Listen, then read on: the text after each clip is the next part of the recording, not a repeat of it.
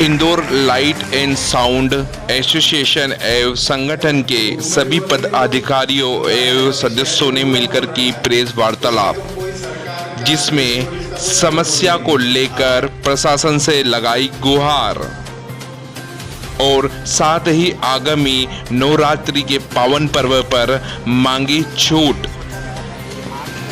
वो चालू होगा हर व्यक्ति के लिए, पर हमारे तरफ शासन ध्यान ही नहीं दे पा रहा। हर काम में, हर व्यवस्था में लाइट और साउंड का महत्व ज़्यादा होता है, नहीं तो हर व्यक्ति अंधेरे में प्रोग्राम करवाएगा, तो हमको क्यों ना अनदेखा करता। प्रशासनिक रूप से कई कार्यक्रमों को मंजूरी नहीं मिली है, बावजूद इसके कार्यक्रम कहीं संपन्न हो रहे हैं। इससे धार्मिक संपन्न छोटे छोटे लाइटों का भी इस्तेमाल किया, वो उसके पारदर्शिता क्यों नहीं आता, प्रशासन उस तरफ नहीं आता। प्रशासन उस तरफ ध्यान ही नहीं दे रहे ना। राजनीतिक प्रोग्राम सब हो रहे हैं, हर तरह के राजनीतिक प्रोग्राम हो रहे हैं। वहाँ पर कोरोना पॉजिटिव है या नहीं है, वो उन लोगों को है। यहाँ पर हमारा काम चालू करने में सब तरफ से परेशानी आ रही है।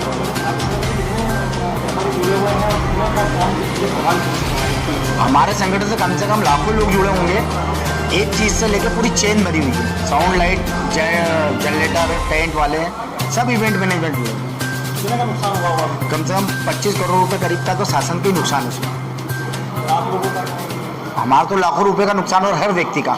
क्या चाहते हैं स्पष्ट हमारी बातें, मान्यता ये है कि शासन ने जो गुजरात में एक लोन व्यवस्था रखी हुई है 1 लाख से 5 लाख तक, तो एमपी में भी वो चीज़ लागू करते हैं हमारे लाइट और साउंड वालों के लिए कि एक ऋण दे दिया जाए कि 1 लाख हो या 5 लाख हो हर व्यक्ति को। तो वो जब काम चालू हो उसके बाद हर महीने की किस्त तय करके कि उसे ले दिया जाए। आयोजनों को लेकर ये हम छूट चाह रहे हैं कि जो अभी नवरात्रि हुआ या कोई भी धार्मिक स्थल, वहाँ पर 500 लोगों की व्यवस्था कर दी है। रूप सिंह परमार।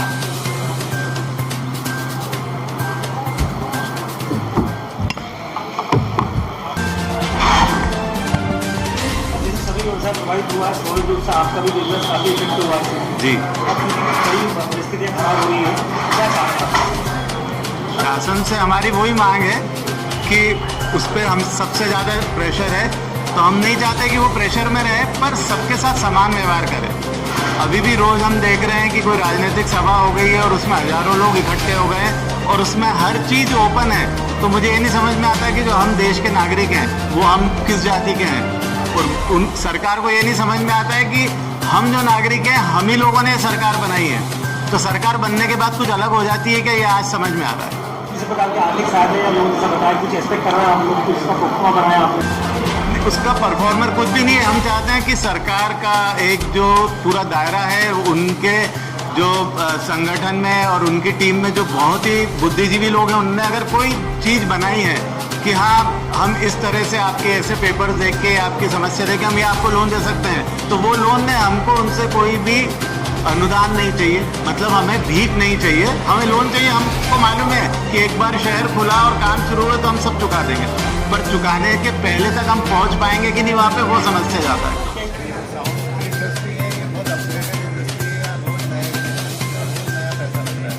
रोजगारी बढ़ती जा रही है और 6 महीने का समय मालूम नहीं था कि किसी के जीवन में बिना काम के आएगा, इसीलिए इसकी तैयारी भी नहीं थी।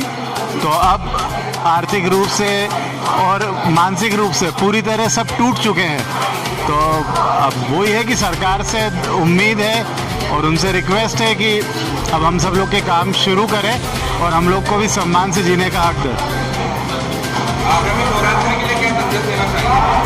सरकार को एक ही बात बोलनी है कि गाइडलाइन तो वही डिसाइड करने वाले हैं, तो उनके लिए बहुत आसान है। वो जो भी परिसर है अगर उसकी आधी कैपेसिटी के वो छूट दें, 2000 लोगों का ग्राउंड है और उसमें अगर 1000 लोग या 800 लोग आए तो आराम से सोशल डिस्टेंसिंग का पालन हो सकता है।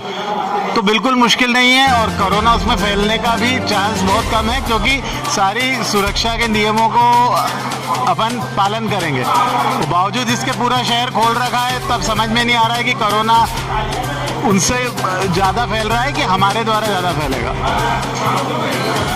आपका नाम बताएंगे? मेरा नाम नितिन सोनी है, मैं Indore light and sound association की तरफ से हूँ। की गाइडलाइन जारी की जाएगी सरकार के द्वारा, हम उसके अनुरूप कार्य करेंगे, बस हमारा यही छोटा सा निवेदन है।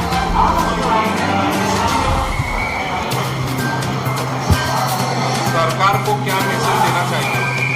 सरकार से निवेदन करना चाहते हैं, मैसेज क्या देना चाहते हैं, निवेदन करना चाहते हैं कि अब तो हमारी भी सुनो सरकार, हमें भी रोजगार के लिए दो अवसर। और आगामी नवरात्रि के लिए क्या कहना चाहेंगे? नवरात्रि के लिए यही संदेश है कि नवरात्रि अगर हमारे 500 लोगों की या 1000 लोगों की परमिशन अगर प्रशासन या शासन देता है तो कुछ साउंड सिस्टम वालों का और लाइट वालों का व्यापार चल पाएगा, नहीं तो अन्यथा वो 7 माह से बेरोजगार हैं, अभी तक उनका कोई व्यापार नहीं हुआ है, वो व्यापारी सारे भूखे मर रहे हैं, उनके कर्मचारी सारे भूखे हैं। हमारे साथ में कई सारे व्यापारी बंधुओं ने आत्महत्या की कोशिश की या कोशिश कर चुके हैं और जिनमें सफल भी हुए हैं। मोरबी के एक व्यापारी ने आत्महत्या कर दी है, भोपाल के एक व्यापारी ने आत्महत्या की है, भीलवाड़ा में एक व्यक्ति ने 2 बार कोशिश की है। ऐसे इंदौर में कई सारे लोग हैं जो भूखमरी के कगार पर हैं, वो आत्महत्या जैसे जघन्य कृत्य कर रहे हैं, वो न करें। इसलिए सरकार अगर ऐसे आयोजन की परमिशन नहीं दे सकती है तो इन लोगों के लिए कुछ आर्थिक पैकेज दे दे, जैसे ठेला व्यापारियों के लिए या रेडियो वालों के लिए उन्होंने 10-10 हज़ार रुपये की व्यवस्था की है। ऐसे कुछ साउंड और लाइट व्यापारियों के लिए 2 लाख, 4 लाख, 5 लाख रुपए तक की व्यवस्था जैसी उनकी कैपेसिटी है वो व्यवस्था कर दे, ताकि उन लोगों को कुछ राहत मिले। वो लोग जो बहुत त्रस्त हो चुके हैं, अपना व्यापार खो चुके हैं, उनको कुछ व्यापार करने का सहयोग मिले। आपका नाम? नवीन जैन। आप क्या कहना चाहेंगे? मैं यही कहूँगा कि मेरे बड़े भाई साहब नवीन जैन जी ने जो बोला वो बिल्कुल सत्य है। इसी आधार पर कुछ काम हमारे लोगों का चालू किया जाए। आपका नाम? रूप सिंह पंवार। क्या कहना चाहेंगे? अच्छे निर्णय लिए हैं एसोसिएशन ने और सभी को साथ रह के इस लड़ाई को लड़ना है, क्योंकि लड़ाई अभी शुरुआत है और ये काफ़ी लंबी चलेगी, तो इसलिए सब लोग एकजुट होकर और इस लड़ाई को लड़ें। क्या करना है तो वहाँ तक की परमिशन दी जाए गवर्नमेंट की तरफ से। आपका नाम क्या है? नवीन जैन।